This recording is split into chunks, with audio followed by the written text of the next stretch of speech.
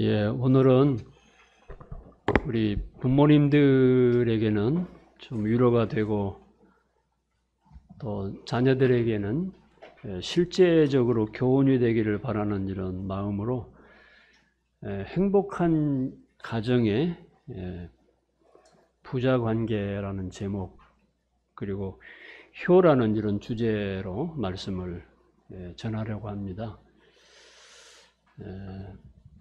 어느 교회 그 주일학교에 다니는 한 아이가 주일학교를 마치고 집에 가자 이제 무엇인가를 열심히 이렇게 암송을 하고 있었습니다. 아빠가 가만히 들어보니까 이제 10계명을 이렇게 외우고 있었대요. 쭉 10계명을 외워가다가 이제 제 5계명이 무엇인 줄 아시죠? 내 부모를 공격하라. 이렇게 이제 외우더래요. 그래서 아빠가 야, 그게 공격이 아니고 공경이다. 이렇게 이제 바로잡아 주니까 그 아이가 이제 물어보기를 아빠 공격하라고 공경하라고 하는 그 무엇이 이렇게 달라요? 물어보니까 아빠가 이제 설명을 해줬겠지요. 공격은 엄마 아빠에게 덤비면서 말씀을 잘 안 듣는 것이고, 공경은 엄마 아빠를 사랑하고 그 말씀을 잘 듣는 것이란다. 이렇게 이제 설명을 해주니까 그 아이가 아빠 그런데 왜 아빠는 할아버지 할머니한테 왜 공격해?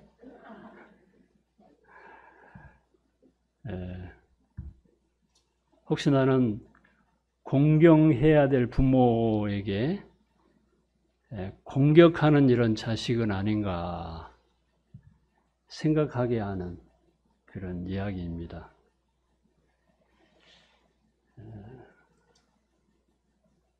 부모님을 공경하는 것은 효도이지만 부모님께 공격하는 것은 불효 중에 사실은 불효입니다. 혹시 그게 정말 불효인지 모르시고 공격하신 일은 없으신가요? 부모님 돌아가시면 분명히 후회하게 됩니다.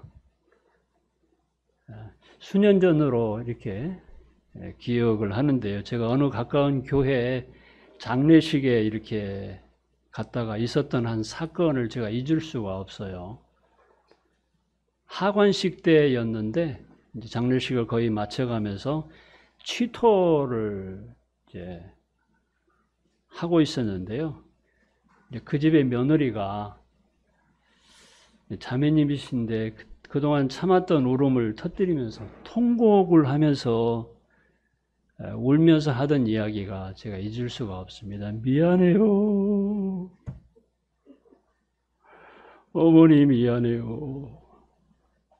거기 있는 사람들이 다 눈시울이 뜨겁고 저도 이제 참 눈물이 나는 이런 고백이었는데 그렇습니다. 돌아가신 후에는 정말 잘 못해드린 것 후회스럽지요. 죄송하기도 하고요.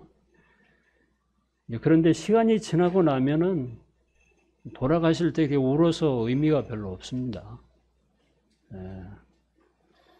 세상 사람들은 부모님이 돌아가시면 어떻게 합니까? 후회하는 마음이 생겨서 제사한 날에 제사장을 잘 차립니다. 그죠? 근데 차려놓고 누가 먹습니까? 제사상을. 부모님들이 드십니까? 자기들이 지가 다 먹잖아요. 이 제사법이 왜 생긴 줄 여러분들 잘 아시고 계시죠?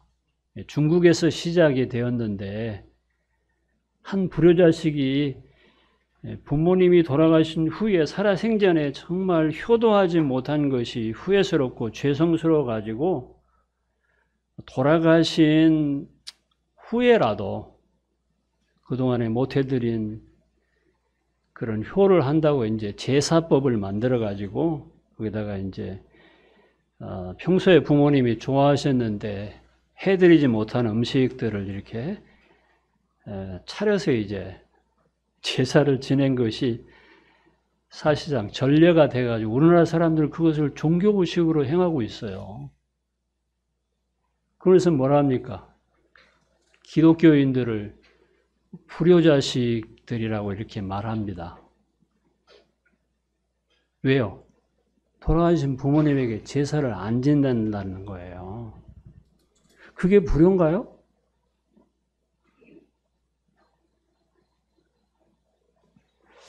말도 안 되는 그런 어느 한 불효자가 후회스러운 마음으로 행했던 것이 전례가 돼서 전 대한민국의 많은 사람들이 그것을 의식적으로 행하고 있는 것은, 그것을 효라고 하는 것은 말이 이치에 이성적으로 맞지 않는 말입니다. 우리 하나님 말씀 잠언 23장을 열겠습니다. 22절에서 25절까지 우리 함께 읽겠습니다. 잠언 23장 22절에서 25절까지입니다. 시작. 너는 낳은 아비에게 청종하고 내 늙은 어미를 경히 여기지 말지니라. 진리를 사되 팔지는 말며 지혜와 훈계와 명철도 그리할지니라. 의인의 아비는 크게 즐거울 것이요 지혜로운 자식을 낳은 자는 그로 말미암아 즐거울 것이니라. 내 부모를 즐겁게 하며 너를 낳은 어미를 기쁘게 하라. 아멘. 여러분, 효도가 한 문장으로 뭐라고 말할 수 있겠습니까? 그것은 부모를 즐겁게 하는 것이다 라고 해도 될 것입니다. 여기 25절에 내 부모를 즐겁게 하며 이렇게 말씀하고 있거든요. 우리의 모델이신 예수님은 하나님 아버지를 즐겁게 기쁘게 해드렸을까요? 예수님은 아들로서 하나님 아버지께서 이 세상에 사람의 몸을 입고 내려가기를 원하셨을 때 그 아버지를 뜻을 따라서 순종하여 인자가 되셨습니다. 성자 하나님이신 예수님이 사람의 아들이 되셨거든요. 그것은 그 아버지의 뜻이었습니다.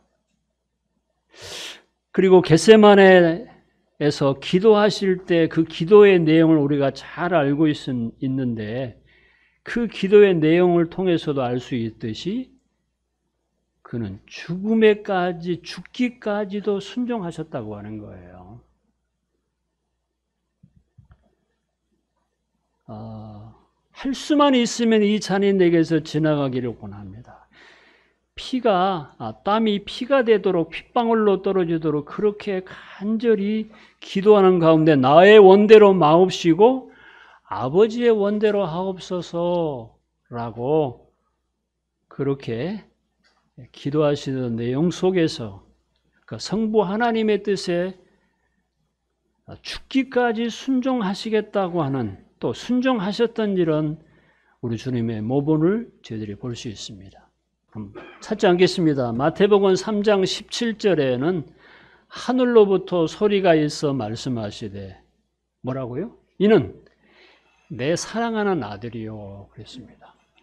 그리고 두 번째로 뭐라고 하셨습니까? 내 기뻐하는 자라. 유독 이 말씀에 좀 생각을 좀 멈춰볼 필요가 있습니다. 내 사랑하는 아들이요 내 기뻐하는 자라 이렇게 말씀하셨어요. 침례를 받고 올라오시던 그때 하신 하늘에서 난 소리였습니다. 그리고 변화선상에서도 마태복음 17장 5절에 보면은 거기서도 동일한 말씀을 하셨는데요. 이는 내 사랑하는 아들이요 뭐라고요? 내 기뻐하는 자니 그랬습니다. 이 땅에 계실 때 육신의 부모에게는 예수님은 어떻게 하셨겠습니까? 누가는 그의 복음서에서 기록하기를 예수께서 함께 내려가사, 누가복음 2장 51절에 보면 찾지는 않겠습니다. 기록하셨다가 집에 가서 찾아보셔도 되고요. 함께 내려가사 나사렛에 이르러 순종하여 받드시더라 그랬습니다. 그때 예수님의 나이가 12살 되던 해였습니다. 6월절에 그의 육신의 부모들과 함께 예루살렘으로 올라가셔서 6월절을 이제 지내게 되었는데요. 그리고 그 6월절 의식이 마치고 난 다음에 어떻게 됐습니까? 이제는 요셉과 마리아가 그의 인척들과 함께 이제 나사렛으로 먼 길을 자기 고향으로 이제 돌아가게 되는데요.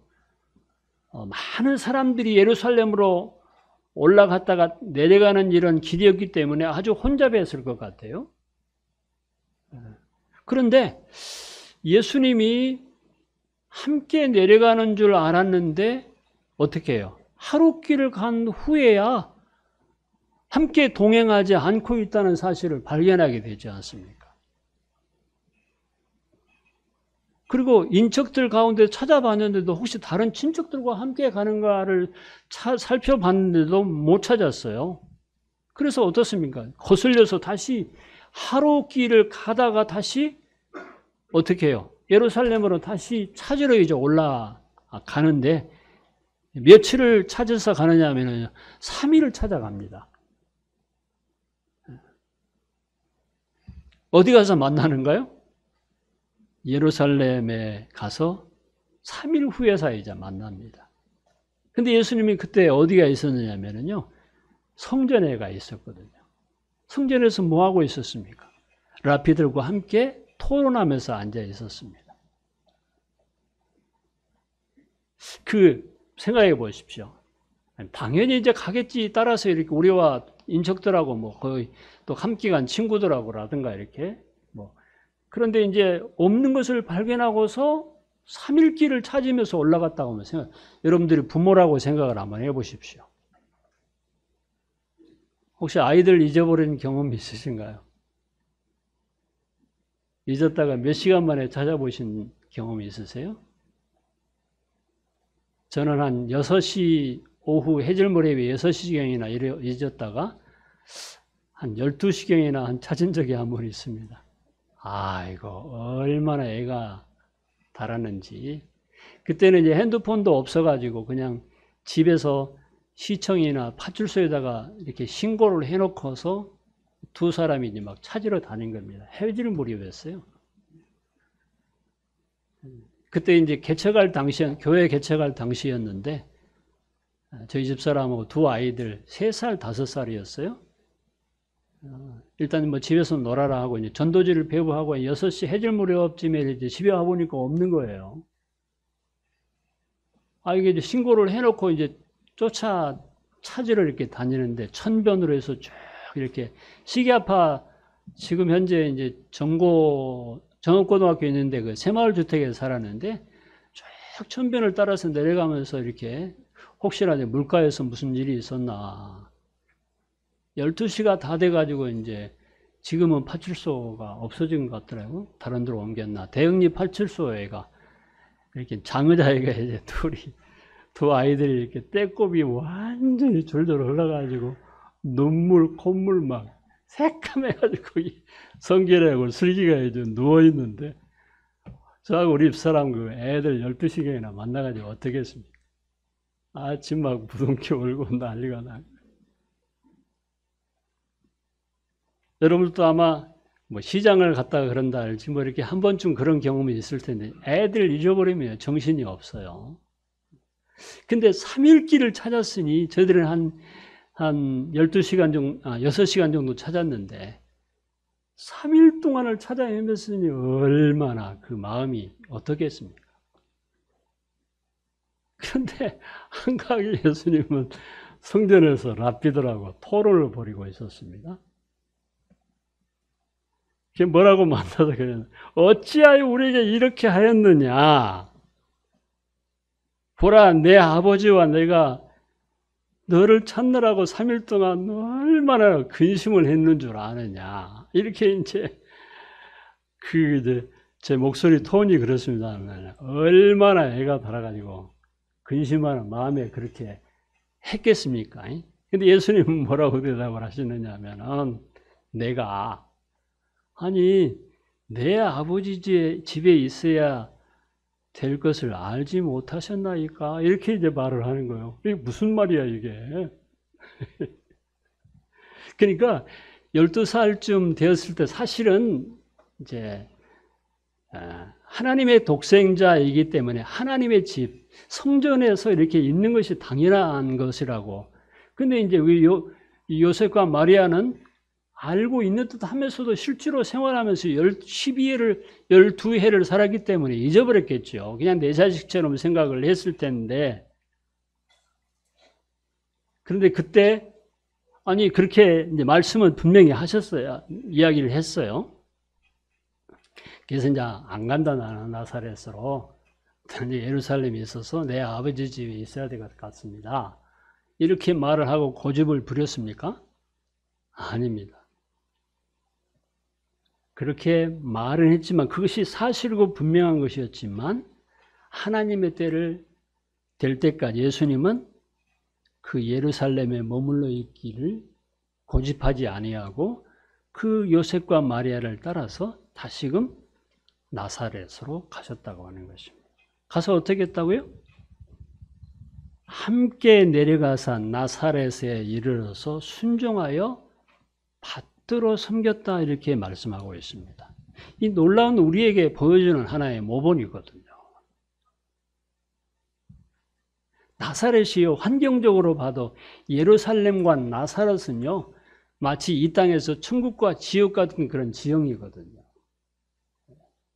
하나님의 나라에 계시던 그 하나님이 이 땅에 내려오신 것만도 그렇고, 그리고 그 촌동네 나사렛에서 12해를 살았던 것, 그 과정을 생각해 봐도요, 하나님이신 예수님이, 생각해 보십시오. 2000년 전에 예루살렘이 아닌 나사렛에서 12해를 살았다고. 여러분들, 우리 어르신들, 시골에서 사셨던 어르신들 혹시 기억이 나시나요? 지금은 얼마나 편리해졌습니까? 집안에 거기 무슨, 요즘에는 화장실 2칸인 무슨 아파트를 선호한다 그런 말인데, 집안에 화장실이 있었나요? 겨울 되면은 방이 한두 개 있는 집도 3개 있는 집도 있었긴 있었겠습니다. 겨울 되면은 땔감이 없어가지고 어떻습니까? 방 한 칸에서 그냥 군불 지펴놓고요, 한꺼번에 부모님 7남매 8남매 큰 방에서 다 살았어. 그리고요, 이불이 엄청 컸습니다. 지금은 1인용 2인용인데 엄청 큰 이불을, 솜이불, 그것도 무겁잖아요. 전부 이제 발을 한꺼번에 모아놓고 10가족이 이제 한 이불 속에서 이렇게 누워서 잡니다. 초저녁에는 따뜻하죠. 근데 이제 점점 새벽이 되면 어떻습니까? 구들장이 식어가지고 어떤 이제 결과가 초래해야 되면 서로 이불을 막 잡아당깁니다. 추워가지고. 그런 추억이 생각이 나세요? 새벽에는 다 추워가지고 이렇게 겨울에, 우리 그런 시절이 있었거든요. 생각해 보시죠. 그런데 2000년 전에 나사렛이라는 동네에서 하나님이신 예수님이 살았던 그 환경이 어떠했겠느냐고 하는 거예요. 인간적으로도 예루살렘에 이렇게 한 번씩 6월절에 올라갔다가 내려가면은 나사렛과 예루살렘에 비교되지도 않았을 것입니다. 그 황금으로 된 예루살렘 성전과 구질구질한 요셉과 마리아의 집은 비교되지 않았을 거예요. 육신으로 오셨기 때문에. 그런데도 불구하고, 물론 그런 뜻에서는 아니었겠습니다만은, 그래도 예루살렘에 머물러 있기를 고집하지 아니하고 그 요셉과 마리아를 따라서 한결같이 받들어 섬겼다고 하는 것입니다. 우리 서울 맛을 보시는 분들은, 우리 청년들은 어때요? 서울 좋아하죠? 시골 안 가려고 합니다. 지금 시골 환경이 이렇게 좋은데도요. 우리 이제 어른들 생각하게 되네. 아이고, 서울에서 답답하게 어떻게 살아. 이렇게 생각하는데, 서울 한번 올라간 젊은이들은요, 시골로 안 내려오려고 그래요. 이 시골에 있는 우리 청년들이 장가를 못 가네. 정읍 출신이다 그러면은, 시집을 안 오려고 그래. 이게 웬일입니까? 우리 강호 형제는 참, 경기도 처녀를 이렇게 하나님이 선물로 주셔서 감지덕지 해야 됩니다. 그 자매가 그러더라고. 자기는 뭐 시골도 괜찮고 이래야 결혼이 성립이 되는 것 같아요. 괜찮고 키도 괜찮고 아무 조건이 없어. 키니까 결혼이 성립이 되더라니까. 미안합니다. 키 얘기를 해가지고 하시는데 내가 키가 컸더라면 이런 얘기도 안 하는 것인데 애 나가서 나도 장가도 못 갔습니다. 이 키 가지고 어디 장가를 가. 아니 엉뚱하게도 빠져가는데 그래서 물 한 잔 먹을게요.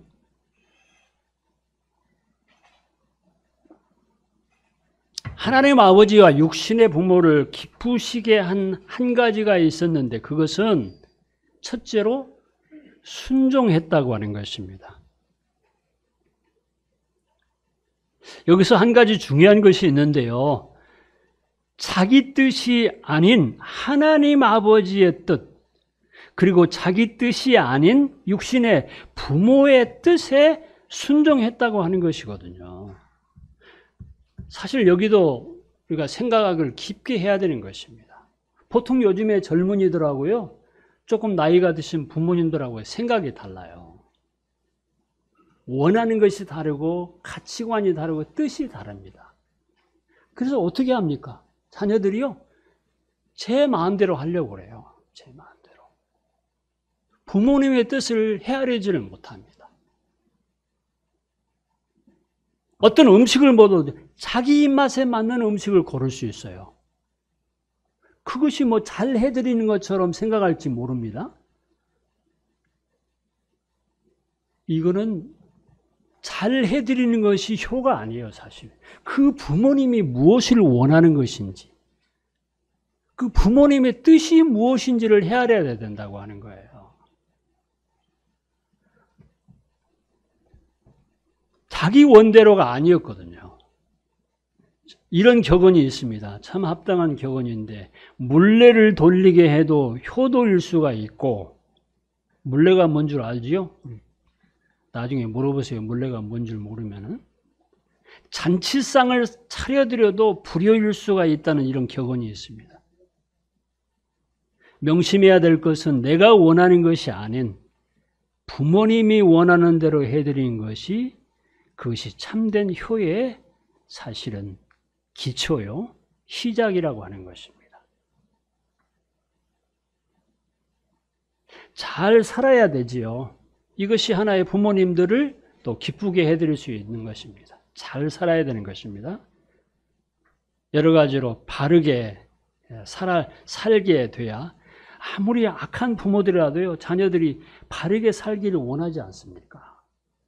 우스갯소리로 개가 자기는 옆으로 걸어도 새끼들은 똑바로 걸어라, 이렇게 말하는 것처럼, 말할 수 있다고 하는 것처럼, 또 형제들 간에 오해하는 것이 부모를 또 기쁘게 할 수가 있습니다.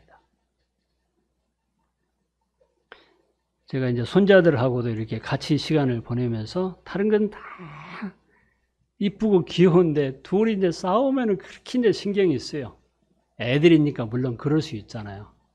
근데 그 애들도요, 정말 없으면 그냥 서로 오빠 어디 가서, 예슬이 어디 가서 막 그렇게 말은 해도 막상 붙어있으면 다시락거리고 막 그러거든요. 그러면 제가 어디 함께 가다가도 이제 막 신경이 되게 쓰여요. 부모님들이 자녀들 간에요, 남매들 간에 화목하게 지내는 그 자체가 부모님들을 기쁘게 하는 것이거든요. 의롭게 사는 것, 바르게 사는 것.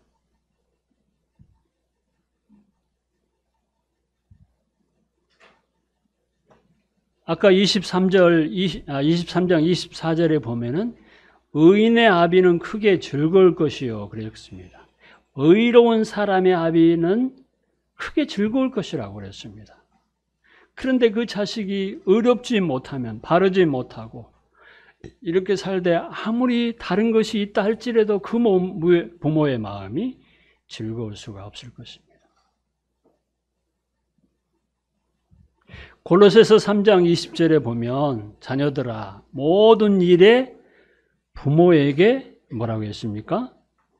순종하라. 모든 일에 그랬습니다. 이것이 주 안에서 기쁘게 하는 것이라 그랬거든요.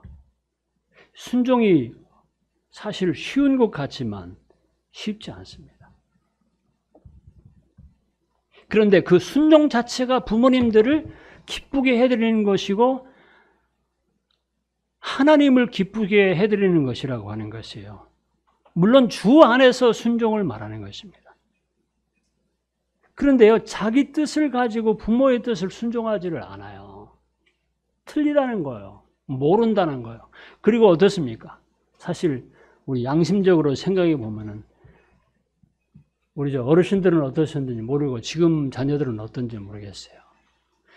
부모님들이 무슨 말씀을 하시면은요, 어떤 생각이냐?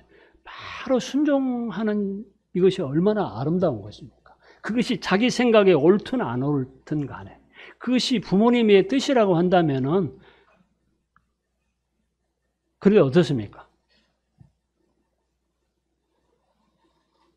잔소리로 듣거든요. 잔소리로. 다 안다는 거야. 다 알아요. 어제도 하고 그제도 하고 다 아는 사실을 나한테 말하는 거예요. 그래서 어떻게 했습니까? 순종하기 위해 뭐가 필요하냐면 청종이 필요합니다. 듣는 것이 필요한데 안 들어. 그냥 귀 닫아버려 그냥. 이거 맨날 하는 말씀. 청종이라고 하는 것과요. 그 뒤에 이어서 순종도 참 중요합니다. 우리 양심적으로 정말 부모님들이 하는 말은 다 틀린 말이 없는데 계속 한다는 거예요. 그리고 자기 뜻에 그것이 안 맞다는 거야. 구시대적인 말씀을 하신다는 거예요. 그것 때문에 먼저 안 듣기 때문에 순종이 안 되는 거죠. 이것이 부모님들에게 어떻게 하는 것입니까? 사실 두려워하는 것이거든요. 모시면 얼마나 모시겠습니까? 부모님과 지내면 얼마나 지내겠습니까? 저도 이제 부모님이 돌아가신 지 꽤나 오래됐습니다만 저희 아버님도 그랬습니다.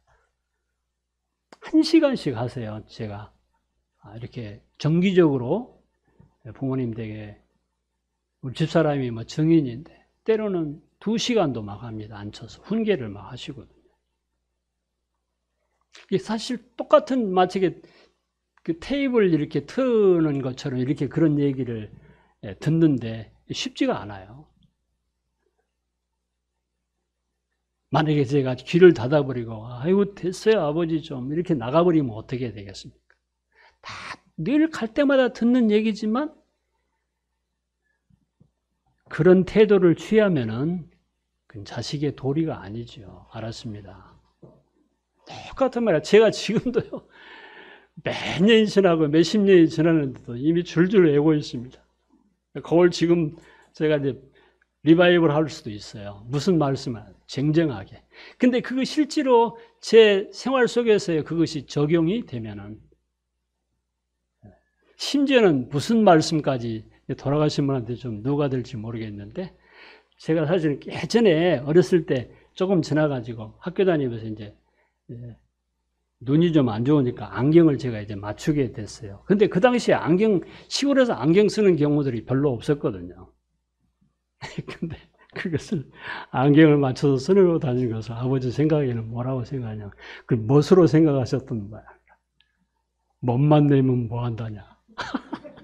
이게 사실 어떻게 보면은, 야, 이거 억장이 무너진 말씀이 아닙니까? 그런 거에도 아버지는 아무것도 모르고 뭐 이렇게 해서 대들어가지고 뭐 하게 되면은, 물론 이렇게 좋게 말씀을 이제 드렸죠. 예를 들어서 그렇게 참 감당하지 못할 이런 말씀을 노인들 측에서 할 수도 있습니다. 그런데 우리 마음에 우리가 대하는 태도가 어때야 된다는 거예요. 설명을 안 해주고 어떻게 해요? 공격할 수 있어요.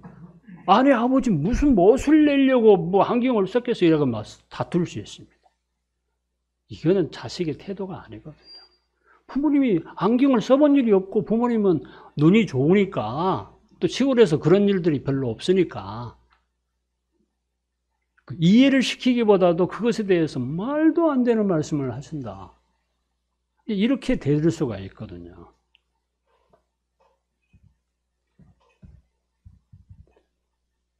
제 아버님 말씀을 하니까 좀 숙연해집니다. 에베소서 6장 1절에서 3절을 보면은 자녀들아 주 안에서 너희 부모에게 순종하라. 이것이 옳으니라. 내 아버지와 어머니를 공경하라. 이것이 약속 있는 첫 계명이니 이는 내가 안 찾으셔도 됩니다. 제가 여기 보세요. 첫 계명이 이는 내가 잘되고 땅에서 장수하리라. 기독교에는 효도가 없다. 그런데 성경만큼 효를 강조하는 이런 말씀도 없습니다. 사람에 대한 하나님의 첫 계명 중에서요. 첫 계명에 한 600여 가지의 율법이 있습니다. 10계명이 있고요. 그 말씀, 그 계명, 그 율법 가운데요. 사실상 사람에 관해서 말씀하신 그 계명 중에서 첫 번째가 뭐냐? 바로 부모를 공경하라고 하는 것입니다. 이것도 우리가 명심해야 되는 것입니다. 그리고 이 계명은 특별히 약속이 있는 계명이라고 하는 것도 기억해 두셔야 합니다. 하나님의 명령이자 축복된 삶의 비결이라고 하는 것이에요. 그리고 아까 25절에요. 너를 낳은 어미를 기쁘게 하라 이렇게 말씀하셨어요. 너를 낳은 어미를 기쁘게 하라. 그리고 22절에 너는 낳은 아비에게 청종하고 그랬습니다. 낳은 아비, 낳은 부모, 그러니까 낳은 어미, 그러니까 낳은 부모에게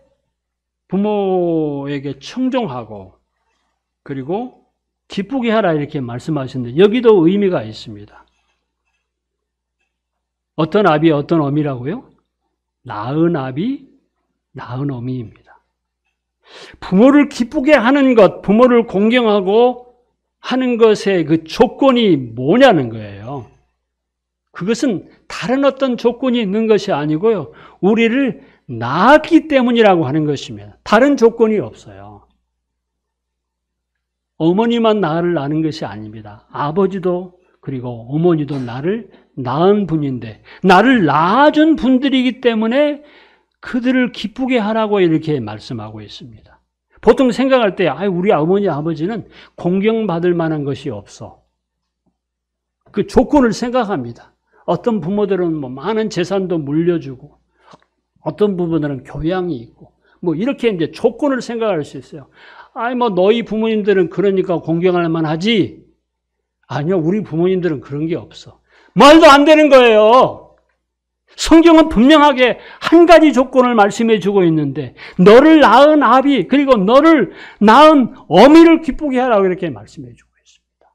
다른 조건이 없는 거예요.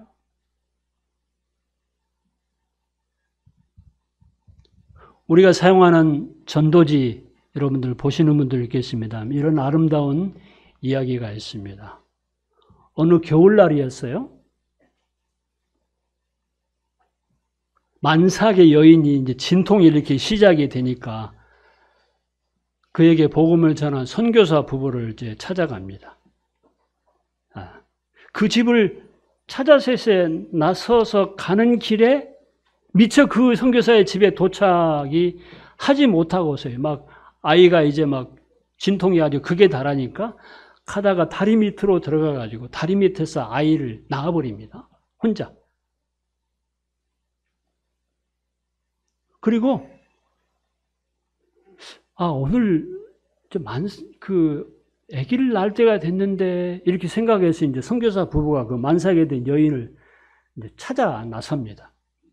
근데 그 거슬러서 이렇게 그 집을 가는 길에 다리 밑에서 애기 울음소리가 나는 거예요.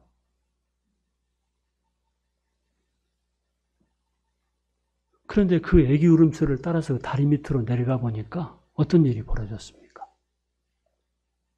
그 엄마가 미처 자기네 집까지 오기 전에 아기를 낳아가지고 아기가 추우니까 얼어 죽잖아요. 그러니까 자기 옷을 다 벗어가지고 그 갓난 아이를 싸고 자기는 죽었더랍니다. 얼어 죽었더랍니다. 실제로 있었던 일이거든요. 그래서 그 선교사 부부가 그 여인을 무덤에다가 묻어주고 이제 갓난 아이를 데려다가 자식처럼 이렇게 길렀습니다. 근데 아기가 어때요? 자라서 이제 점점 피부색이 자기하고 다르잖아요. 자기는 노란데 엄마 아빠는 머리 색깔도 다르고. 그러니까 이제 물어봤겠지요. 성장하면서 이제 물어보니까 선교사 그 부부가 그때 그 겨울에 있었던 어느 한 날 있었던 네가 출생하던 날 이런 일이 있었다라고 이제 말을 해주는 거예요. 그리고 그 아이를 데리고 그 무덤으로 이제 찾아갑니다. 그 아이가 그 친어머니의 무덤에 가가지고 자기 옷을 다 벗어서 무덤을 덮어주면서 어머니 그때 얼마나 좋으셨어요.